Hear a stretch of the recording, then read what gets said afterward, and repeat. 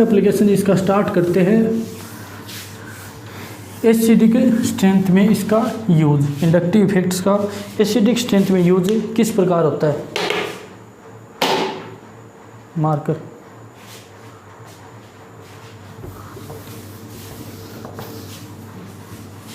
सही।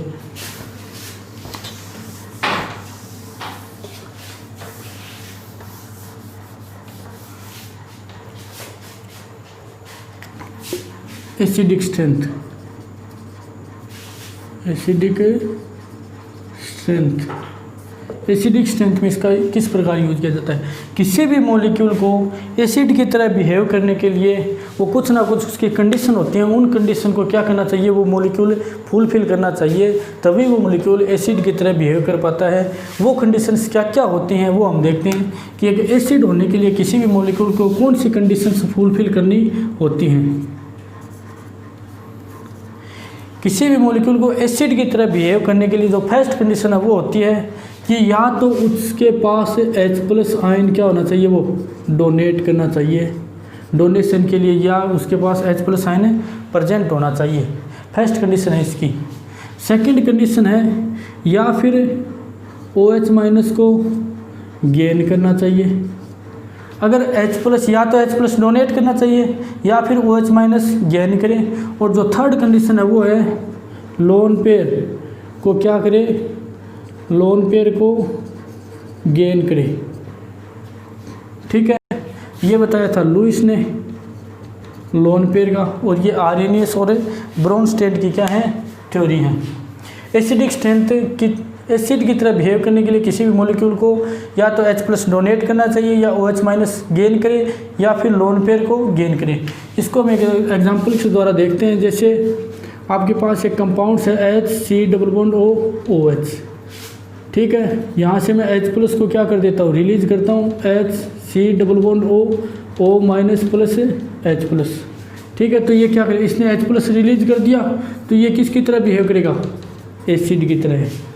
OH- gain करें। मान लीजिए आपके पास एक मॉलिक्यूल है BOH, OH और OH, इसकी मैं रिएक्शन करवाता हूँ OH- के साथ, तो ये क्या बन जाएगा, BOH की होल 4- बन जाएगा। इसने क्या कर लिया, OH- गेन कर लिया, तो ये भी क्या करेगा, बेस वो एसिड की तरह बिहेव करेगा।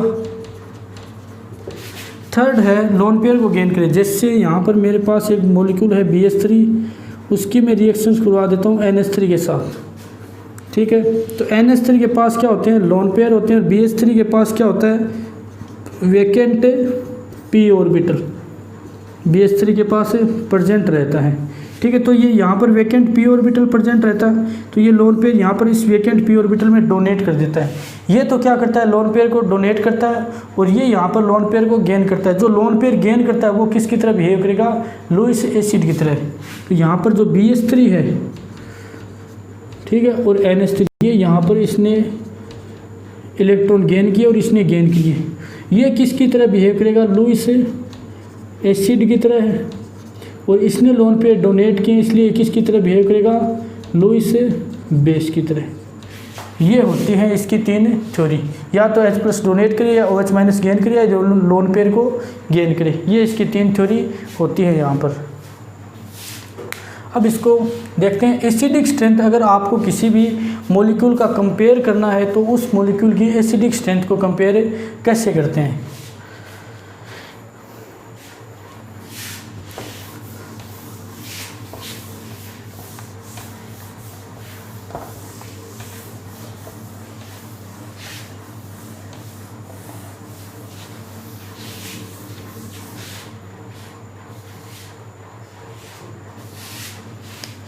मान लीजिए आपको किसी भी मॉलिक्यूल का एसिडिक स्ट्रेंथ कंपेयर करना है, ठीक है। मैं मानकर चलता हूँ यहाँ पर मेरे पास एक HA एसिड है, HA क्या है, एक एसिड है। इसको किसी सॉल्यूशन में डालते हैं। एसिड बेस रिएक्शंस, पहली बात तो ये है कि रिवर्सिबल रिएक्शन होती है, ये फॉरवर्ड डायरेक्शन में भी करती हैं और आप फॉरवर्ड डायरेक्शन से वापस इनको बैकवर्ड डायरेक्शन में भी चला सकते हो। HA एक एसिड है, ये सॉल्यूशन में डालते हैं तो H+ A- आयन से देता है।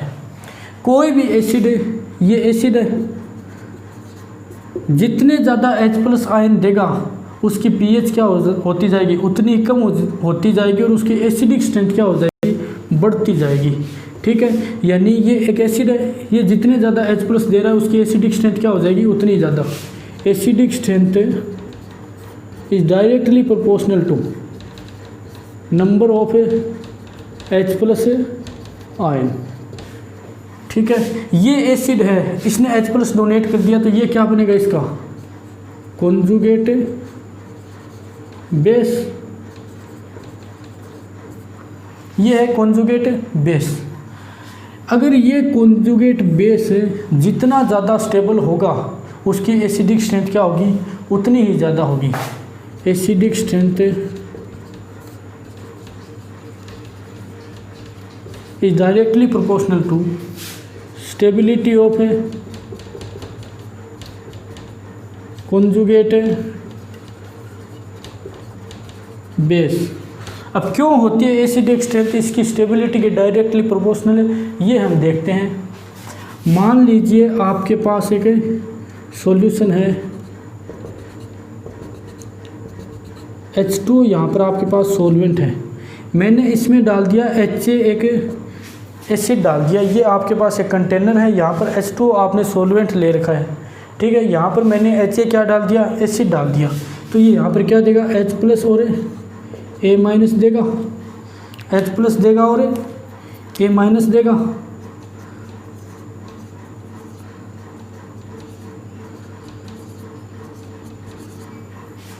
जितने ज़्यादा H+ देगा उसकी एसिडिक स्ट्रेंथ क्या हो जाएगी, उतनी ही ज़्यादा होगी। अब देखते हैं स्टेबिलिटी ऑफ कॉन्जुगेट बेस। अगर यहाँ पर ये A नेगेटिव चार्ज, ये A नेगेटिव चार्ज है, A के ऊपर नेगेटिव चार्ज अगर स्टेबल है तो ये सॉल्यूशन से H+ को वापस अट्रैक्ट नहीं करेगा। ठीक है, अगर ये A नेगेटिव चार्ज यहाँ पर स्टेबल है, A के ऊपर नेगेटिव चार्ज है, तो ये H+ को वापस अट्रैक्ट नहीं करेगा, इसलिए इसकी एसिडिक स्ट्रेंथ क्या हो जाएगी, इंक्रीज हो जाएगी।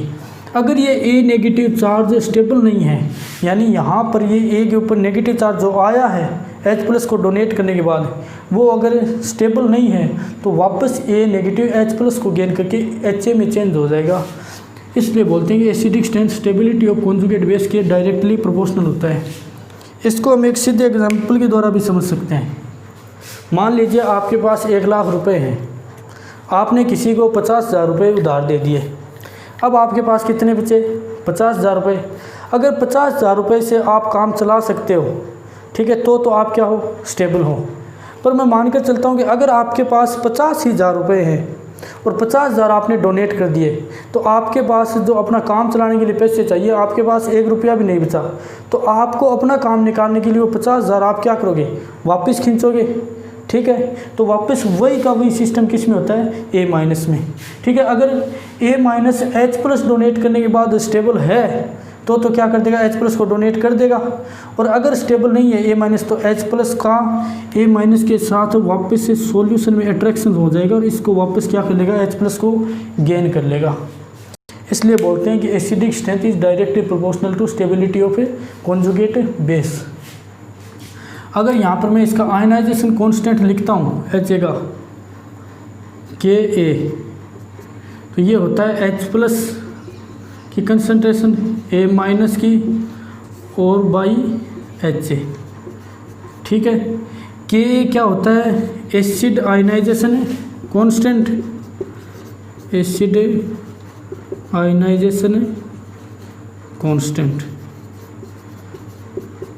इसे बोलते हैं एसिड आयनाइजेशन कांस्टेंट, अम्ल नियतांक।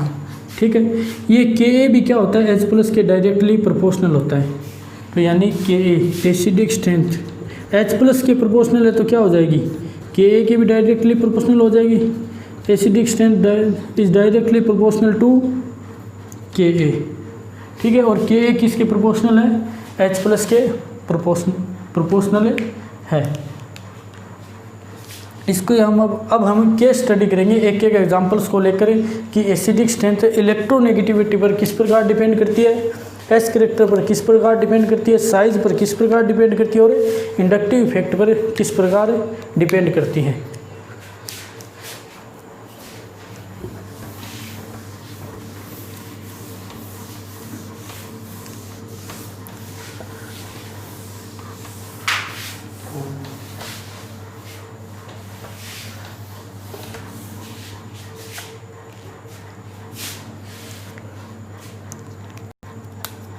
कॉन्सेप्ट फर्स्ट स्टार्ट करते हैं।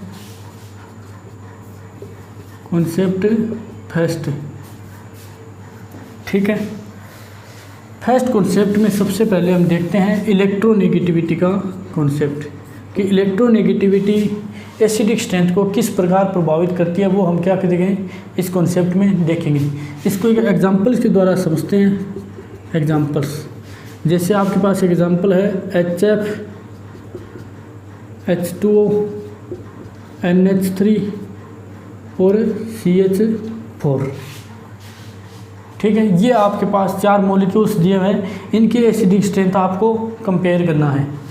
तो एसिडिक स्ट्रेंथ कंपेयर करने के लिए आप सबसे पहले आपको क्या करना है वो मैं बता देता हूँ। सबसे पहले आपके पास जो एसिडिक हाइड्रोजन यहाँ पर प्रेजेंट है, उस हाइड्रोजन को यहाँ से रिमूव कर दें, यानी सबसे पहले H+ को रिलीज़ कर दें। यहाँ पर क्या बचेगा F-, H+ को रिलीज़ करना है, यहाँ पर क्या बचेगा OH-, यहाँ पर भी H+ को रिलीज़ कर दिया, यहाँ पर क्या बनेगा NH2- बचेगा, यहाँ पर क्या बचेगा CH3- बचेगा। H+ को रिलीज़ कर दिया। कोई भी एसिड आपको दे और अगर एसिडिक स्ट्रेंथ कंपेयर करवाए तो सबसे पहले आप जो सबसे ज़्यादा एसिडिक हाइड्रोजन है उसको क्या कर दे, मॉलिक्यूल से रिमूव कर दे। और जो बनने वाला कॉन्जुगेट बेस है, ये क्या है कॉन्जुगेट बेस हैं, जो बनने वाले कॉन्जुगेट बेस हैं उनको स्टेबिलिटी के ऑर्डर में लिख दे, ठीक है। फर्स्ट स्टेप क्या होगी, रिमूव H+ आयन, ठीक है। सेकंड स्टेप होगी right the stability order of conjugate base. किसी भी प्रकार का ऑर्गेनिक कंपाउंड से, कैसा भी ऑर्गेनिक कंपाउंड या इनऑर्गेनिक कंपाउंड दे दे, सबसे पहले H+ को बाहर करो, जो कॉन्जुगेट बेस बना है आपको उसको स्टेबिलिटी के ऑर्डर में लिख दो, वही क्या होगा उसका एसिडिक स्ट्रेंथ का ऑर्डर हो जाएगा, ठीक है। तो इसको एसिडिक स्ट्रेंथ के ऑर्डर में देखते हैं कि एसिडिक स्ट्रेंथ किस, वो स्टेबिलिटी किसकी ज़्यादा होगी। फ्लोरीन, ऑक्सीजन, नाइट्रोजन और वो कार्बन।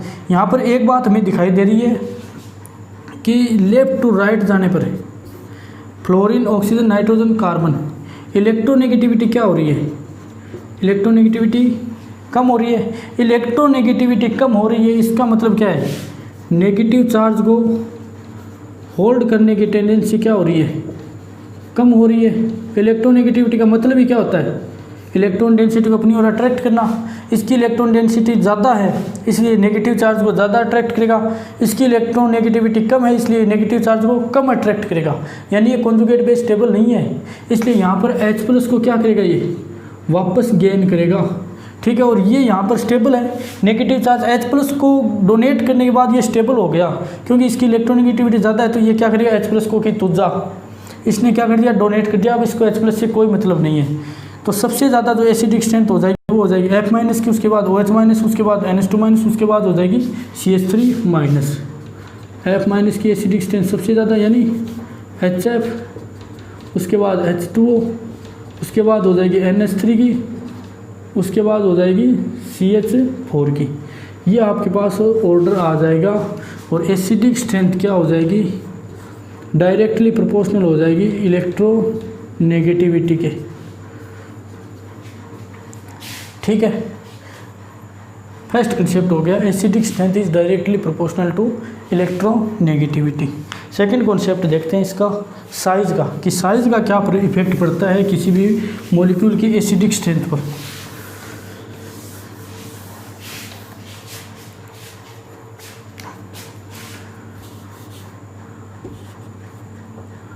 सेकंड हेडिंग डाल लीजिए साइज, ठीक है। साइज का किसी भी मॉलिक्यूल की जो एसिडिक स्ट्रेंथ होती है उसके ऊपर क्या इफेक्ट पड़ता है।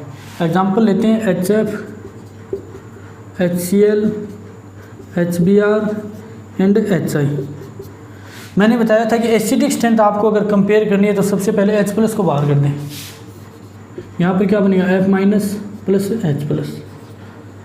यहाँ पर क्या बनेगा, ये भैया रिवर्सिबल रिएक्शंस होती हैं, Cl- plus H+।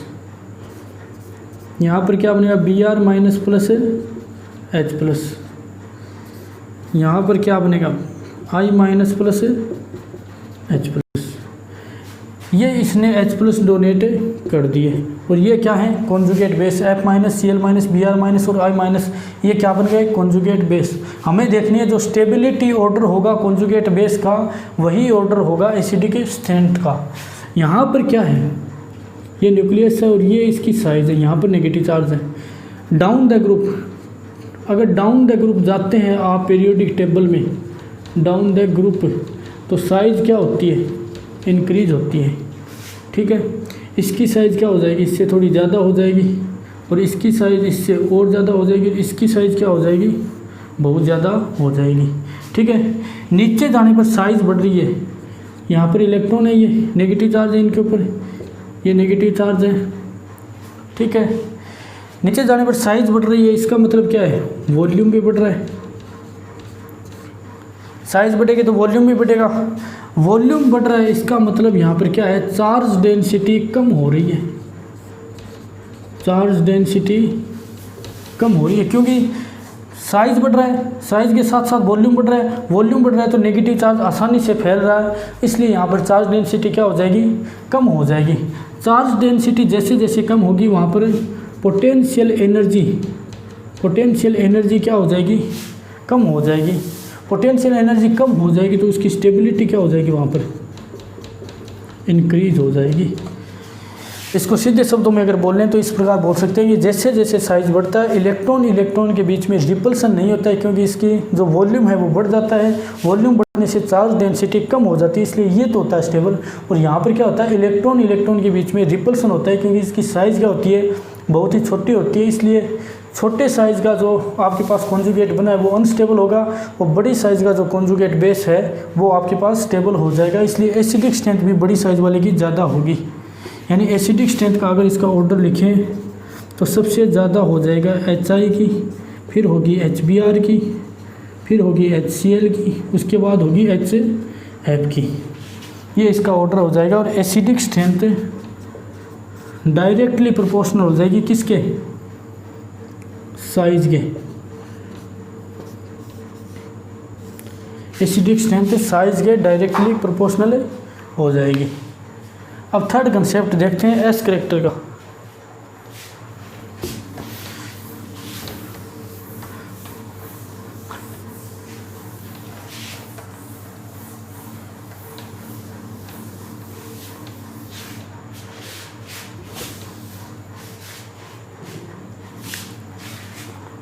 Concept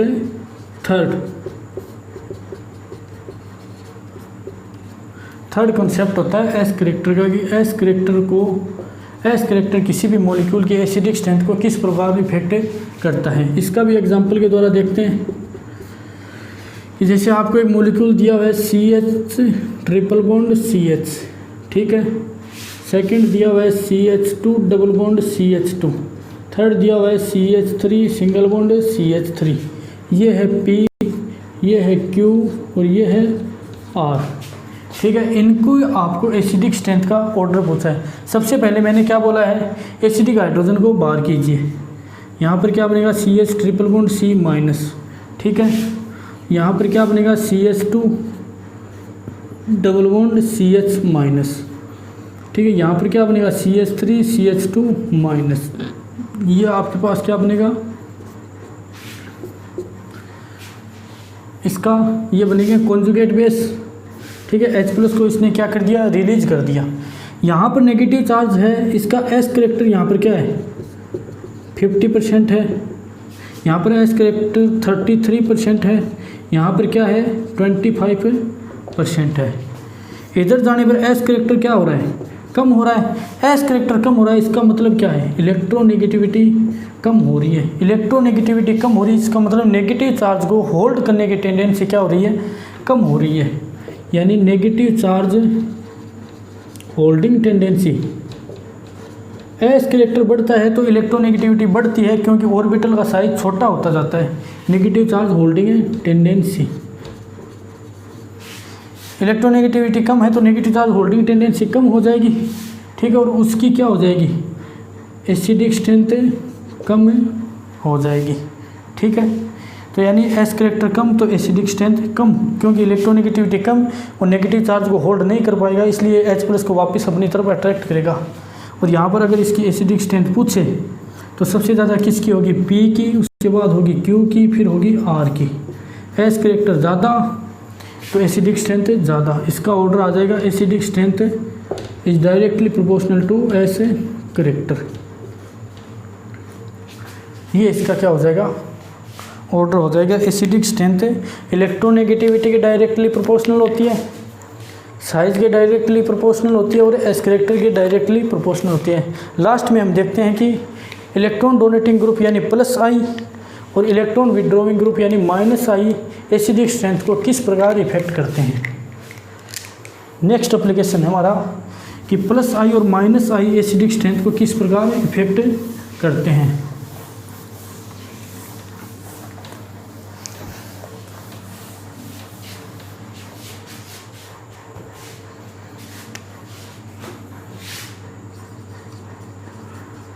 concept 4, ठीक है। प्लस आई और माइनस आई का यहाँ पर इफेक्ट देखते हैं। जैसे क्या है,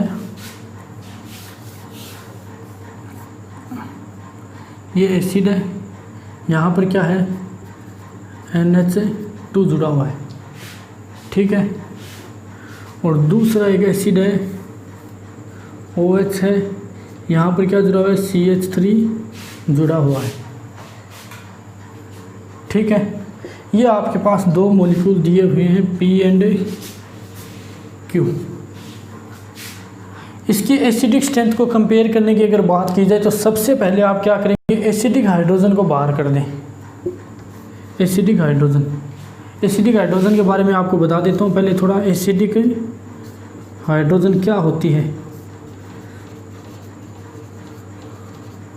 एसिडिक हाइड्रोजन होती है मोर इलेक्ट्रोनेगेटिव एलिमेंट से जुड़ा हाइड्रोजन क्या होता है, एसिडिक हाइड्रोजन होता है।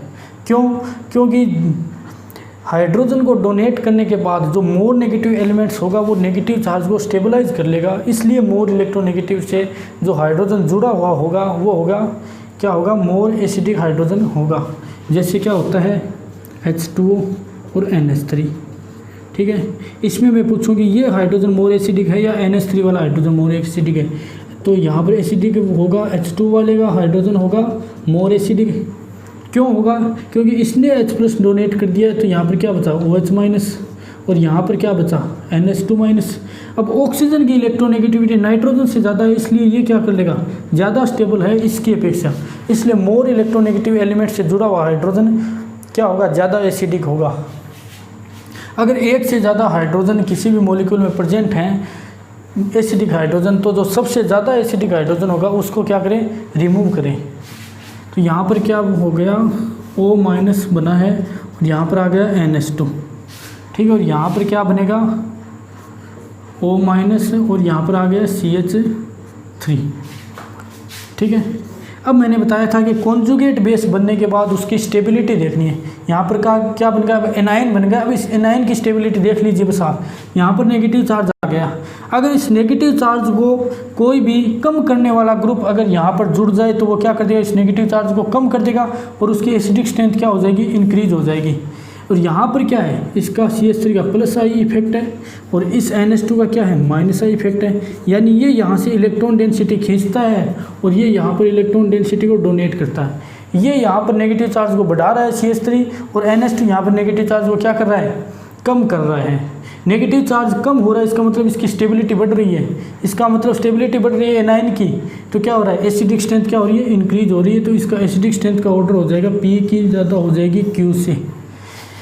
इसको सीधा सा भी देख सकते हैं क्योंकि NH2 माइनस आई दर्शाता है। अगर यहाँ पर सॉल्यूशन में होता है H प्लस प्रेजेंट और यहाँ पर भी H प्लस प्रेजेंट है, इस NH2 ने यहाँ पर नेगेटिव चार्ज कम कर दिया तो यहाँ पर अट्रैक्शन कम होगा, तो ये H प्लस को अट्रैक्ट नहीं कर पाएगा। यहाँ पर CH3 नेगेटिव चार्ज को और बढ़ा रहा है तो ये H प्लस को वापस क्या करेगा, अट्रैक्शन करेगा और रिएक्शन बैकवर्ड डायरेक्शन में चली जाएगी।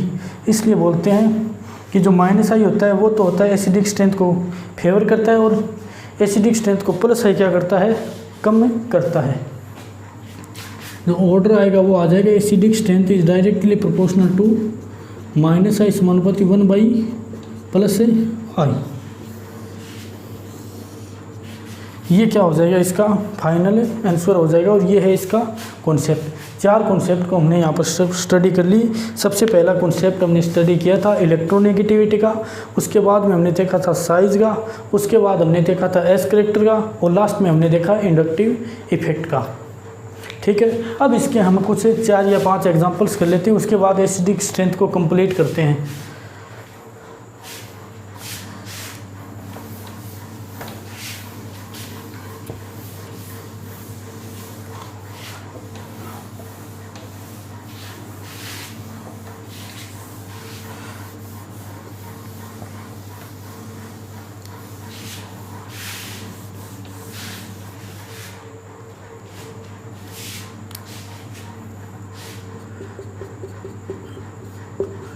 ठीक है, फर्स्ट एग्जांपल है OH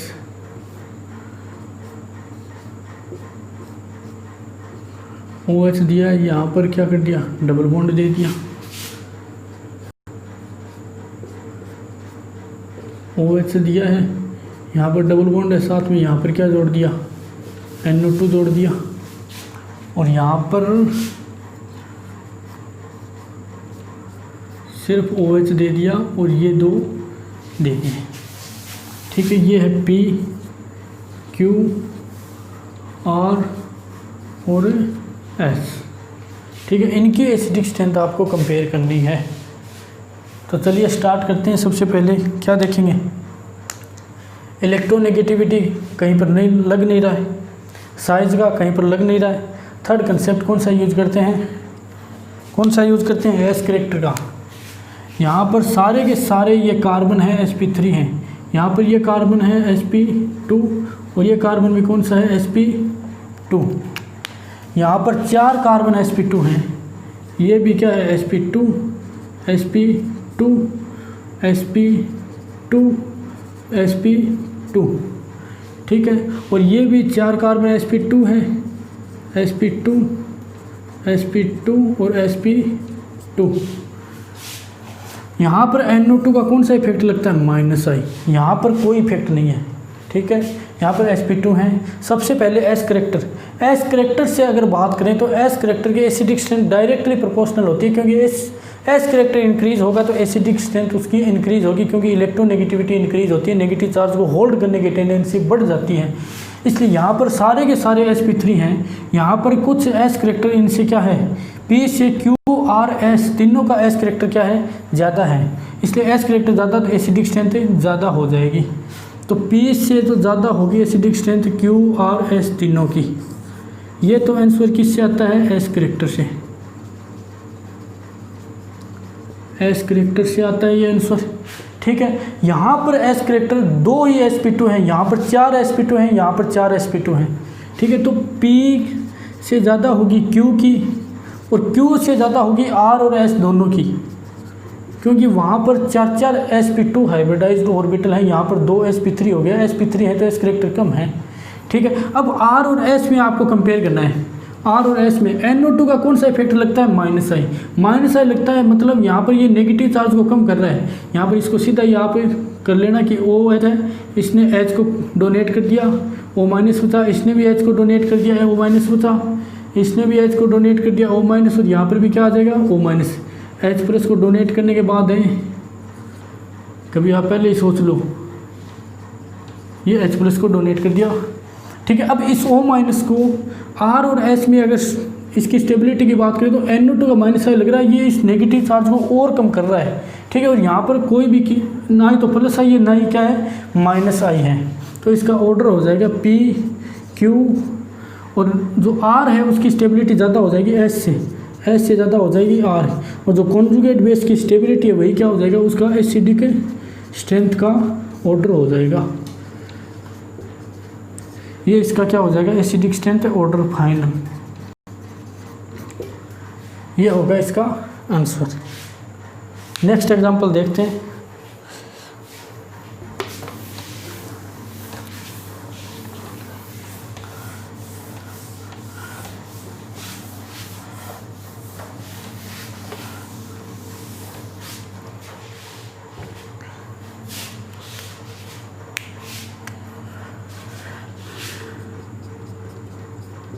एग्जाम्पल है सेकंड। नेक्स्ट एग्जाम्पल देखते हैं। जैसे आपके पास है CH3 CH2OH, उसके बाद है CH3 CH3OH, और उसके बाद है CH3 और OH। ठीक है ना, CH3 CH2OH CH3OH, और यहाँ पर क्या है CH3 और CH3OH। ठीक है, इसकी आपको एसिडिक स्ट्रेंथ को कंपेयर करना है।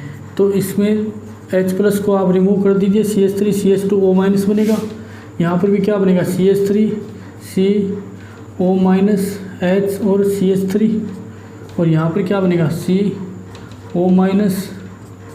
CH3 आ जाएगा, CH3 और CH3 plus I, 3 plus I लगेंगे यहाँ पर 2 प्लस I लगेंगे, और यहाँ पर क्या लगेगा 1 प्लस I लगेगा। प्लस I जितना ज़्यादा होगा एसिडिक स्ट्रेंथ क्या हो जाएगी उसकी उतनी ही कम हो जाएगी, क्योंकि ये नेगेटिव चार्ज को यहाँ पर ऑक्सीजन पर बढ़ाएगा, वो H+ को वापस अट्रैक्ट करने लग जाएगा। तो अगर इसकी एसिडिक स्ट्रेंथ की बात की जाए, इसको P बोले, इसको Q और इसको R, तो सबसे ज़्यादा एसिडिक स्ट्रेंथ हो जाएगी P की, उसके बाद Q की, फिर हो जाएगी R की। ये इसका एसिडिक स्ट्रेंथ का ऑर्डर आ जाएगा। ठीक है, और नेक्स्ट लास्ट एग्जांपल देखते हैं आज की क्लास का।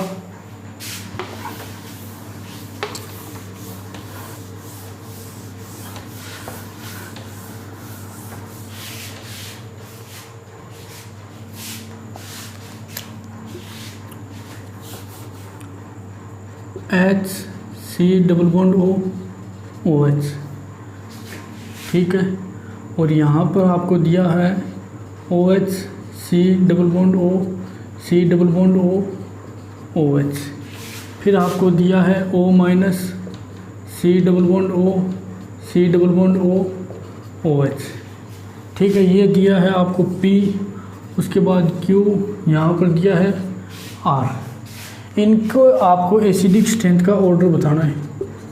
एसिडिक स्ट्रेंथ ऑर्डर बताना है आपको, P, Q और R में से कौन सबसे ज़्यादा एसिडिक होगा और कौन क्या होगा कम एसिडिक होगा। तो चलिए इसको सबसे पहले बात करते हैं कि HC≡OO- बनेगा। H+ को रिमूव करने के बाद ये क्या बनेगा O-। यहाँ पर दो एसिडिक हाइड्रोजन है, C≡O, दो एसिडिक हाइड्रोजन, यानी H+ ज़्यादा है। यहाँ पर H+ ज़्यादा है तो इसकी एसिडिक स्ट्रेंथ तो पहले ही ज़्यादा होगी। O-, C≡O। यहाँ पर एसिडिक हाइड्रोजन तो एक ही है, लेकिन यहाँ पर पहले से नेगेटिव चार्ज प्रेजेंट है। ठीक है, यहाँ पर नंबर ऑफ H+ आयन क्या है ज़्यादा है। ठीक है, नंबर ऑफ H+ आयन ज़्यादा है, यानी ये भी एसिडिक हाइड्रोजन है, ये भी एसिडिक हाइड्रोजन, दोनों ही एसिडिक हाइड्रोजन को डोनेट करके क्या हो रहे हैं स्टेबलाइज हो रहे हैं। इसलिए P, Q और R, इसमें से Q की तो सबसे ज़्यादा हो जाएगी P और R से, क्योंकि यहाँ पर क्या है ज़्यादा एसिडिक हाइड्रोजन प्रेजेंट है, और दोनों ही एसिडिक हाइड्रोजन को डोनेट करने के बाद स्टेबलाइज हो रहे हैं कॉन्जुगेशंस द्वारा। ठीक है, कॉन्जुगेशंस का कंसेप्ट बाद में आएगा। इसके बाद देखते हैं P और R में से यहाँ पर क्या होता है, H का ना ही तो प्लस I लगता है, ना ही क्या लगता है -I, कोई भी इसका नहीं लगता। ठीक है, लेकिन यहाँ पर C≡O- है, यहाँ पर ऑलरेडी नेगेटिव चार्ज प्रेजेंट है, ऑलरेडी नेगेटिव चार्ज प्रेजेंट है, तो ये H+ के डोनेशन को क्या कर देगा कम कर देगा।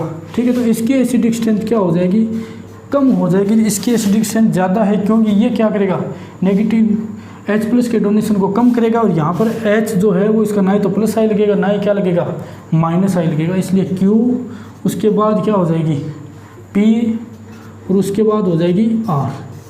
ये इसका एसिडिक स्ट्रेंथ का ऑर्डर हो जाएगा।